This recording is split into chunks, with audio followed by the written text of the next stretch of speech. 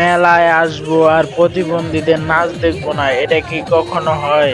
এই যে দেখেন প্রতিবন্ধীদের নাচ, প্রতিবন্ধীদের নাচ দেখে তারপরে ধুমা খেতে আসলাম।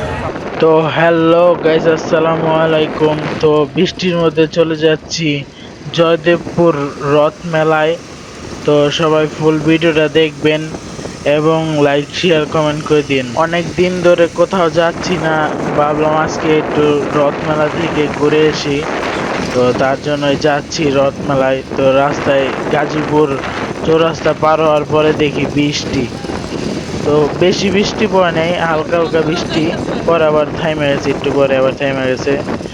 তো আর বেশিক্ষণ লাগবে না রথে মেলায় যেতে জয়দেবপুর। এখন চলে এসেছি রথ মেলায়। তো এখন বাইক পার্কিং করে মেলায় যাব এখন। তো সবাই ফুল ভিডিওটা দেখবেন, কমেন্ট করে বলবেন যে ভিডিওটা কেমন হয়েছে। তো এখন আমরা মেলায় প্রবেশ করলাম। তো অনেক মানুষ ছিল, প্রচুর ভিড় ছিল। তো এখন আমরা চানাচুর দেখলাম সামনে। তো এখন চানাচুর খেলাম। তারপরে যে আমরা মেলায় ঢুকতেছি, মানে নৌকায় চড়ার জন্য যাচ্ছি, নৌকায় চড়বো। এখানে মানুষও ছিল অনেক এবং কাদা ছিল নিচে। তো এখানে আস্তে আস্তে যাচ্ছিলাম নৌকার কাছে, যে দেখি প্রচুর ভিড়। তবে একবার নৌকায় উঠে ভিডিও চালু করতেছি। অনেক কষ্ট করে ধাক্কা ধাক্কি করে নৌকায় উঠলাম। তো ভাগ্যিস বালা সবার উপরে বসি নাই, না হলে তো পড়ে যেতাম। যেই করছে সবাই তো চিল্লানি দিছে। নৌকা থেকে নেমেই আমরা চলে এসেছি মিষ্টির দোকানে।